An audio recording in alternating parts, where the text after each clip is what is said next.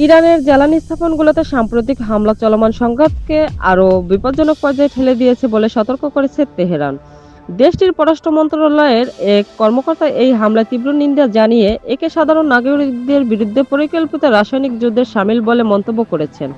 ইরানের পররাষ্ট্র মন্ত্রণালয়ের মুখপাত্র ইসমাইল বাঘাই সামাজিক যোগাযোগ মাধ্যমে দেওয়া এক পোস্টে প্রতিক্রিয়া জানান। তিনি বলেন, জ্বালানি মজুত কেন্দ্রগুলোতে হামলা চালানো আসলে ইরানি নাগরিকদের বিরুদ্ধে উদ্দেশ্যমূলক রাসায়নিক যুদ্ধের নামান্তর। বাঘাইয়ের মতে, এসব হামলার ফলে বাতাসে ছড়িয়ে পড়া ক্ষতিকর উপাদান ও বিষাক্ত পদার্থ পরিবেশের উপর মারাত্মক প্রভাব ফেলবে। একই সঙ্গে তা ব্যাপকভাবে মানুষের জীবনকে ঝুঁকির মুখে ঠেলে দেবে। পররাষ্ট্র মন্ত্রণালয়ের মুখপাত্র আরও সতর্ক করে বলেন, এই পরিবেশগত মানবিক বিপর্যয়ের প্রভাব শুধু ইরানের সীমান্তেই সীমাবদ্ধ থাকবে না।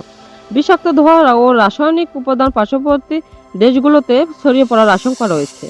ইরানের পক্ষ থেকে জানানো হয়েছে, তেল স্থাপনগুলোকে লক্ষ্যবস্তু করে যে ধরনের বিষাক্ত গ্যাস নিঃসৃত হচ্ছে তা জনস্বাস্থ্যের জন্য চরম হুমকি হয়ে দাঁড়িয়েছে।